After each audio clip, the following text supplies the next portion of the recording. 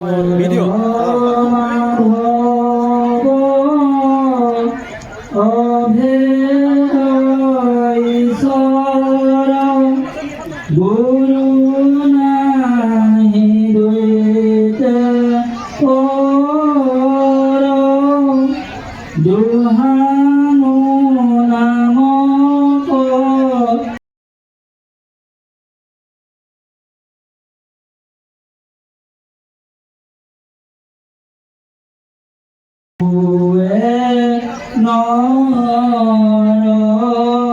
ৰাম কৃত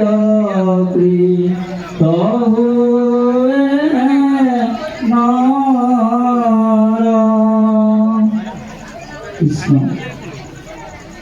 গোৱালা ধৰ্মৰ কোট দিলা ধৰ্ম দিলা জ্ঞান দিলা ভাষা অসমক কৰিলা জীৱন দান তোমাৰ জীৱনীদেৱ লিখে এনে সাধ্যকাৰ গোটেই অসম জুৰি বিস্তৃত জীৱনী যাৰ অসমৰ ৰীতি নীতি অসমৰ সদাচাৰ অসমৰ ধৰ্মভাৱ অসমৰ ব্যৱহাৰ সকলোকে তুমি দিও সজনা নতুন সাজে তোমাৰ গৰিমা গীতি হৃদয় হৃদয় বাজে পৰম শ্ৰদ্ধা আজি অসমৰ অন্যতম সামাজিক সাংস্কৃতিক আৰু আধ্যাত্মিক অনুষ্ঠান শ্ৰীমন্ত শংকৰদেৱ নাম ধৰ্ম সেৱক সমাজৰ শিমলুগুৰি আঞ্চলিক সমিতিৰ অন্যতম জুবিলিবাৰী কৰুণামৰ প্ৰাথমিক শাখাৰ আজি সেৱকী তথা শ্ৰদ্ধা গিৰীশ গগৈ বাপজনাৰ জৰিয়তে আজি অভিনাতভাৱে অনুষ্ঠিত হোৱা নাম ভাগৱত শাস্ত্ৰৰ পাঠ তথা ব্যাখ্যাৰ লগতে ভাওনাৰ এই পবিত্ৰ কাৰ্যসূচীত উপস্থিত থকা মোৰ চিৰপূজ্য ভক্তপ্ৰাণ বৈষ্ণৱবৃন্দ সমবেতে আইমাতী সমস্ত শ্ৰীমন্ত শংকৰদেৱ নাম ধৰ্ম সেৱক সমাজৰ বিভিন্ন প্ৰান্তৰ পৰা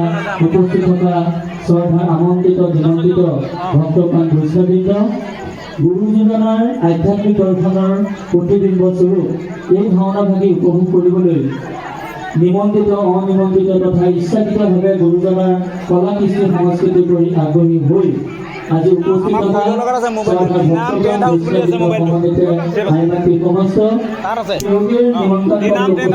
বিভিন্ন প্ৰান্তৰ অতিথি জ্ঞাতি ইষ্ট কুটুম্ব সমন্বিতে ভক্তপ্ৰাণ বৈষ্ণৱবৃন্দ আইমাতী সমস্ত সমবেত বুদ্ধিবৃন্দৰ লগতে আজি ভাওনাখনৰ অন্যতম চালিকা শক্তি হিচাপে পৰিচিত দুহাৰৰ দলটিৰ লগতে আজি ভাওনাখনত অভিনয় কৰিবলগীয়া কণ কণ শিশুসকললৈ এই অভাজনৰ তৰফৰ পৰা সশ্ৰদ্ধ প্ৰণিপাত জনাই ভক্তিভৰা সেৱা নিবেদন কৰিছোঁ।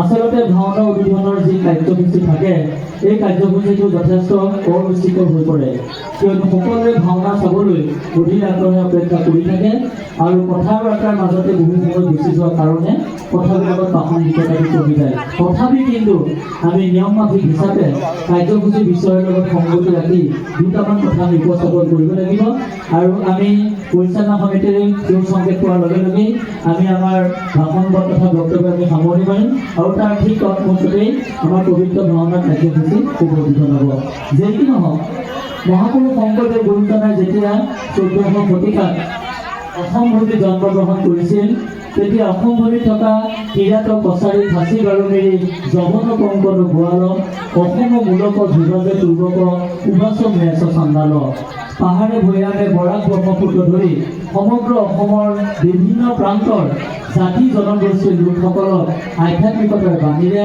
শান্তি প্ৰেম ঐক্য আৰু প্ৰগতিৰ বাণীৰে একত্ৰিত কৰিবৰ কাৰণে গোটেই জীৱন জুৰি অহুপুৰুষাৰ্থ কৰি আছিল নিজে এজন ভাত মৰা হৈও 12 বছৰ বয়সলৈকে আনুষ্ঠানিক শিক্ষা নথকাৰ পিছতো পৰৱৰ্তী পৰ্যায়ত মহেন্দ্ৰ কন্দলী দেৱৰ তত্ত্বাৱধানত থাকি বিভিন্ন শাস্ত্ৰত পাৰগত হৈ গাহস্থ জীৱনত প্ৰৱেশ কৰি যেতিয়া তেওঁ 12 বছৰ তীৰ্থভ্ৰমণ কৰি গৈছিল কাশী গয়া মথুৰা বৃন্দাবন ইত্যাদি ক্ষেত্ৰসমূহত গৈ তেওঁ তাৰ পৰা যিখিনি আধ্যাত্মিক জ্ঞান যিখিনি বাস্তৱিক দৰ্শন আৰু সমাজ হিতকৰ যিখিনি ব্যৱস্থাপনা আছে সকলোখিনি তেওঁ হৃদয়ঙ্গম কৰি পৰৱৰ্তী পৰ্যায়ত আকৌ অসম ভূমিলৈ উভতি আহিছিল আৰু পৰৱৰ্তী পৰ্যায়ত এই অসম ভূমিলৈ উভতি আহি অসমৰ বিভিন্ন জাতি জনগোষ্ঠীৰ লোকসকলে যাতে ভক্তিৰ মাজেৰে মাধ্যমেদি আধ্যাত্মিক দৰ্শন সেই দৰ্শন যাতে হৃদয়ঙ্গম কৰিব পাৰে তাৰ বাবে তেওঁ এনেকুৱা এটা মহাপুৰুষীয়া সংস্কৃতিৰ সৃষ্টি কৰিছিল যি সংস্কৃতিৰ আলমত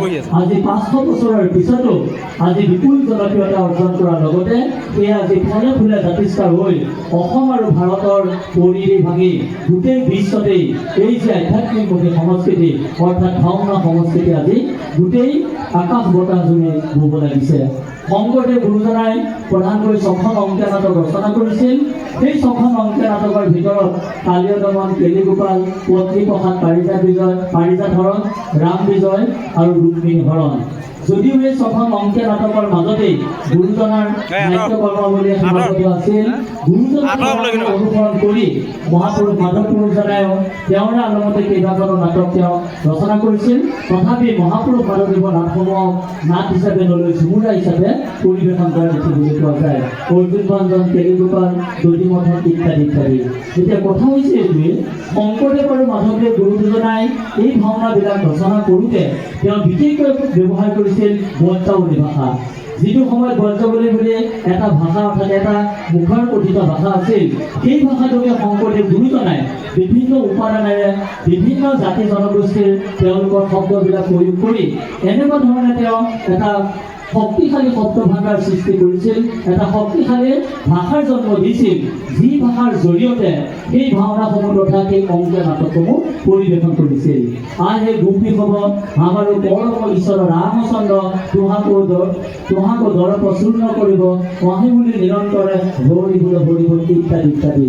শংকৰদেৱ গুৰু দুজনাৰ যি তথা মাধৱ পুৰুষজনাৰ যি অংকীয়া নাটসমূহ আছিল, সেই অংকীয়া নাটসমূহৰ মাজত বিভিন্ন ভাষা জাতি জন্মভূমিৰ লোকসকলে তেওঁলোকৰ ভাষা, তেওঁলোকৰ শব্দ আৰু তেওঁলোকৰ ৰচনা কৌশলবিলাকৰ মাজত সংপৃক্ত হোৱাৰ কাৰণে বিভিন্ন জাতি জনগোষ্ঠীৰ লোকসকলে গুৰুজনাৰ ভাওনা সংস্কৃতিৰ প্ৰতি আকৰ্ষিত হৈছে। অতি সুখৰ বিষয়, শংকৰদেৱ গুৰুজনাৰ যি ভাওনা তেওঁ এখন পাতি নহ'ব পাৰে, তথাপি কিন্তু গুৰুজনাৰ ভাওনা চাবৰ কাৰণে বিভিন্ন ভাষা জাতি ধৰ্ম নিৰ্বিশেষে সকলোৱে কিন্তু সংমিশ্ৰিতভাৱে আহি উভৈনদী কৰি সেই গুৰুজনাৰ আদৰ্শক বাস্তৱত ৰূপায়িত কৰিছে। দুজনা গুৰুৰ পৰলোকৰ পিছত বাকী যিসকল বৈষ্ণৱ কবি আছিলে, বাকী যিসকল যিসকল সত্ৰাধিকাৰ জাতীয় বা পাৰ্গত বা দক্ষ ব্যক্তি আছিলে, তেওঁলোকে মহাভাৰতৰ পৰা, ৰামায়ণৰ পৰা, প্ৰায় 18খন পুৰাণৰ পৰা বিভিন্ন কাহিনী, উপকাহিনী, বিভিন্ন পৰ্ব, বিভিন্ন আখ্যান সংগ্ৰহ কৰি বা তাত বিভিন্ন সৃষ্টিশীলতাৰ মাধ্যমেদি বিভিন্ন ধৰণৰ অসমীয়া ভাষা অৰ্থাৎ মাতৃভাষাত ভাওনাসমূহ সৃষ্টি কৰিলে। আৰু পৰৱৰ্তী পৰ্যায়ৰ পৰা মহাপুৰুষীয়া ভাওনাই হওক, বিশেষকৈ অংকীয়া নাটসমূহ মহাপুৰুষীয়া ভাওনা, তাৰপিছত ৰামায়ণৰ ভাওনা, মহাভাৰতৰ ভাওনা বা পুৰাণৰ ইত্যাদি ইত্যাদি বিভিন্ন আখ্যানৰ জৰিয়তে এই ভাওনা সংস্কৃতি সৃষ্টি কৰিছে। আৰু ভাওনা সংস্কৃতিৰ এটাই দৰ্শন যে যথা ধৰ্ম তথা জয়। আপোনালোকে ভাওনাসমূহ চালে চাব যে য'ত মানে ধৰ্ম আছে তাতেই মানে জয়লাভ হয়। কোনো দুষ্ট দৈত্য যিমান পাপ নকৰক কিয়, যিমানেই অভিমান অহংকাৰ নকৰক কিয়, সেই সময়ত কিন্তু তেওঁ ঈশ্বৰৰ ওচৰত আত্মসমৰ্পণ হ'বলগীয়া হয়। সেইকাৰণে জীয়াই থকা দিনসমূহতে যদি আমি সত্যৰ প্ৰতি, ঈশ্বৰৰ প্ৰতি, গুৰু ভকতৰ প্ৰতি অবিচল ভক্তি থাকে, তেন্তে নিশ্চিতভাৱে আমি ইহকালত শান্তি আৰু পৰকালত আমি গতি মুক্তি লাভ কৰিব পাৰিছোঁ। আজি আমি ক'বলৈ লৈছোঁ, মৌখিকভাৱে ক'বলৈ লৈছোঁ আজি ভাওনাৰ বিষয় ৰাম পৰাজয়, সীতাৰ পাতাল হৰণ। আপোনালোকে অনুভৱ কৰিছ যে ৰামায়ণখনৰ আটাইতকৈ গুৰুত্বপূৰ্ণ যিখিনি কাণ্ড আছে, সৰ্বমুঠ 7টা কাণ্ড আছে। কিষ্কিন্ধা কাণ্ড, অযোধ্যা কাণ্ড, লংকা কাণ্ড, উত্তৰাকাণ্ড ইত্যাদি ইত্যাদি। এই 7টা কাণ্ডৰ ভিতৰত আটাইতকৈ গুৰুত্বপূৰ্ণ এই যে ৰাম পৰাজয়, সীতাৰ পাতাল ভ্ৰমণ। অনুভৱ কৰিছ যে যিটো সময়ত শ্ৰীৰামচন্দ্ৰই 14 বছৰ বনবাস খটাৰ অন্তত শ্ৰীৰামচন্দ্ৰই সীতাক যেতিয়া জনসাধাৰণৰ মতৰ সাপেক্ষে গৈ তেওঁ নিজেই অগ্নিত পৰীক্ষালনি কৰিলে সীতাক ব্ৰহ্মাদেৱে টুকিবানি বুলিলে তোমাক। অৰ্থাৎ সেই সীতাকৰ ৰামৰ সীতাৰ প্ৰতি দৃঢ় বিশ্বাস আছিলে, সীতাৰ সতীত্বৰ প্ৰতি ভগৱন্ত প্ৰভুৰ ৰামৰ কোনো সন্দেহ নাছিল। কিন্তু লোকলজ্জাৰ ভয়ত সমাজৰ গ্লানি কৰিবলগীয়া কাৰণেই তেওঁ সীতাক অগ্নি পৰীক্ষা কৰি তেওঁ নিজেই পুনৰ পত্নী হিচাপে স্বীকৃতি দি তেওঁলোকে সুন্দৰকৈ ৰাজ্য পৰিচালনা কৰিছিল। কিন্তু পাৰস্পৰিকভাৱে এহাল ধুবা ধুবুৰীৰ মাজত যি সংঘাত হৈছিল, সেই সংঘাতৰ ফলস্বৰূপে সীতা দেৱীক বনবাসত দিবলগীয়া হ'ল। কাহিনীখিনি বৰ বিশেষ ক'ব বিচৰা নাই, তথাপি মই ক'ব বিচাৰিছোঁ যে এহাল ধুবা ধুবুৰী আছিলে, তেওঁলোকে ৰজাৰ বিষয়াসকলৰ কাপোৰ কানি ধুই থাকে।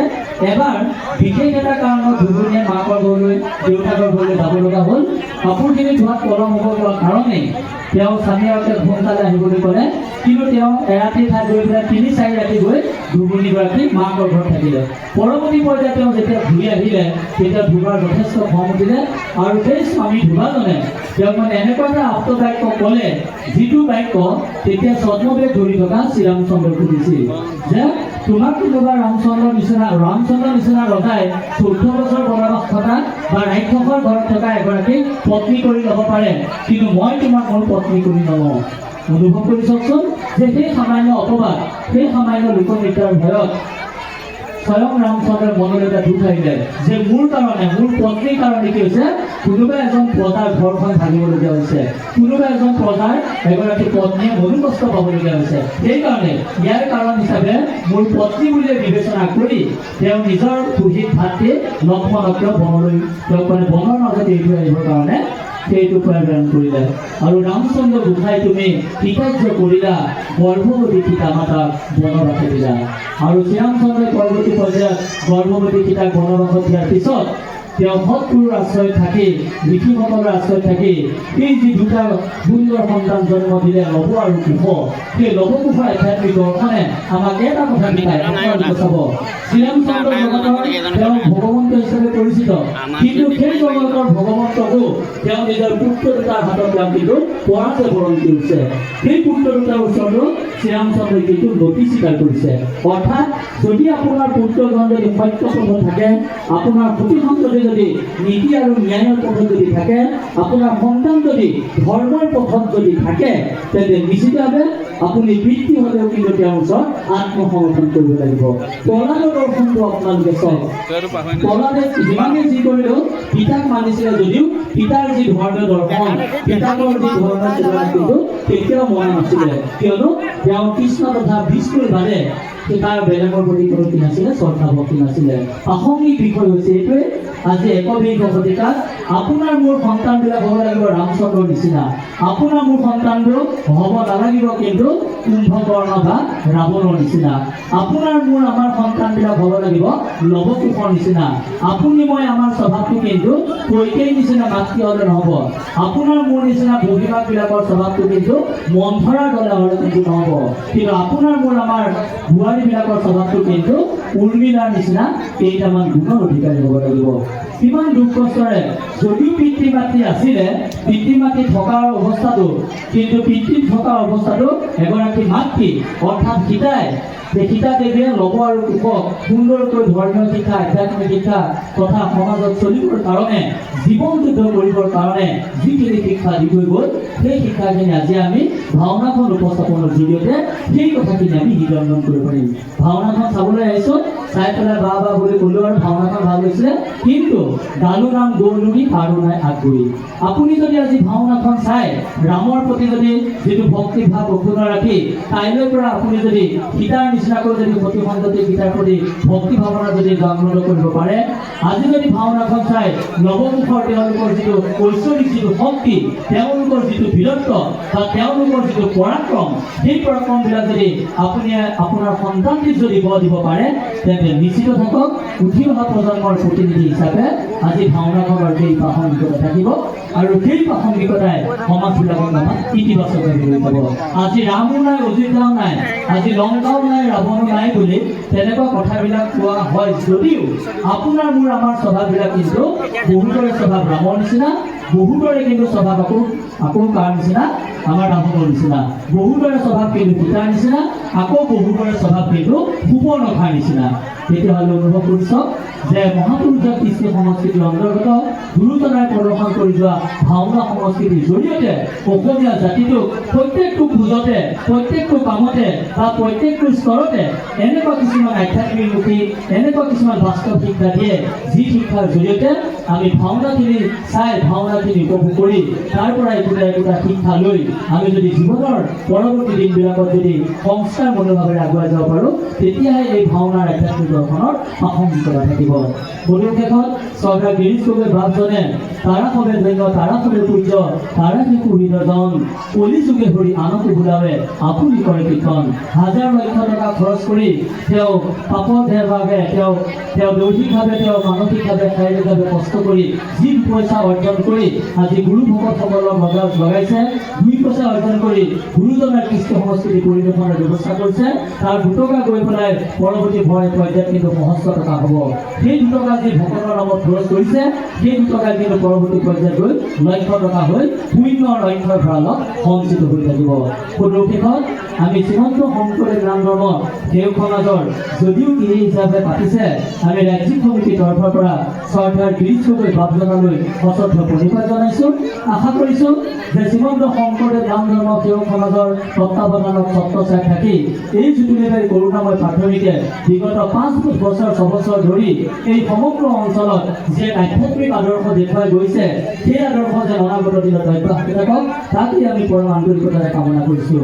আজিৰ পৰা 6-7 বছৰ আগৰ এই অঞ্চলৰ যি পৰিৱেশ, এই অঞ্চলৰ যে সামাজিক অৰ্থনৈতিক ব্যৱস্থা, সেই ব্যৱস্থা কিন্তু সম্পূৰ্ণ পৰিৱৰ্তন ঘটিছে আৰু এই পৰিৱৰ্তনে কিন্তু প্ৰগতিৰ পথলৈ লৈ গৈছে। আশা কৰিছোঁ গুৰুজনাৰ এই তত্বাৱধানত থাকি, গুৰুজনাৰ ভাগৱত কলা কৃষ্টি সংস্কৃতিৰ তত্বাৱধানত থাকি আৰু বিশেষকৈ শ্ৰীমন্ত শংকৰদেৱ নাম ধৰ্ম সেৱক সমাজৰ আধ্যাত্মিক দৰ্শন চিন্তাৰ মাজেদি এনেধৰণৰ প্ৰচেষ্টা অব্যাহত থাকক, তাকে পৰম আন্তৰিকতাৰে কামনা কৰি আজি ৰাম পৰাজয় গীতাৰ পাতাল প্ৰৱেশ নামৰ যিখন ভাওনা ইয়াত পৰিৱেশনৰ ব্যৱস্থা কৰা হৈছে। কণ ল'ৰা ছোৱালীকেইটাই তেওঁলোকে অভিনয় কৰিছে, ভুল কৰি থাকিব পাৰে, তথাপি হেন জানি শিশু হ'ব ধৰিয়ানৰ কৰ্ম ধৰি মোক কুমাৰকালে ভাগৱত ধৰ্ম। আপুনি বিশ্বাস কৰক, আজি যিকেইজন শিশুৱে ইয়াত ভাওনা পৰিৱেশন কৰিছে, সেই শিশুকেইজনে কিন্তু এটা শৃংখলিত হৈছে, আজিৰ পৰা কিন্তু সংস্কাৰী। এই শিশুকেইজনে ভৱিষ্যতে কিন্তু কেতিয়াও অপকৰ্ম বা অপখাদ্য খাবলৈ নাযায় আৰু ভাওনা সংস্কৃতিয়ে উঠি অহা প্ৰজন্মক তেনেধৰণে আগুৱাই নিব পাৰিব বুলি আমি বিশ্বাস কৰিব পাৰোঁ। বধূশেষত এই অভাজনক দুআষাৰ ক'বলৈ তথা এই ভাওনাভাগিক উপযোজন কৰিবলৈ সুযোগ দিয়াৰ কাৰণে মই পুনৰবাৰ শ্ৰীমন্ত শংকৰদেৱ নাম ধৰ্ম সেৱক সমাজৰ জ্যোতিৰ্লিবাৰী কৰোণাময় প্ৰাথমিকৰ সকলো ভক্তপ্ৰাণ বৈষ্ণৱবৃন্দ সমন্বিতে সভাপতি সম্পাদক প্ৰমুখে উপস্থিত জিলা সভাপতি বাপজনালৈকো সশ্ৰদ্ধ ভক্তিভৰা প্ৰণিপাত জনাই আৰু বিশেষকৈ গিৰিজগৈ বাপজনালৈও পুনৰবাৰ আন্তৰিক কৃতজ্ঞতা ধন্যবাদ জ্ঞাপন কৰি মহাপুৰুষৰ এফাকি গোহাৰে মই সামৰণি মৰাৰ লগতে ভাওনাভাগিক শুভ উদ্বোধনী ঘোষণা কৰিছোঁ।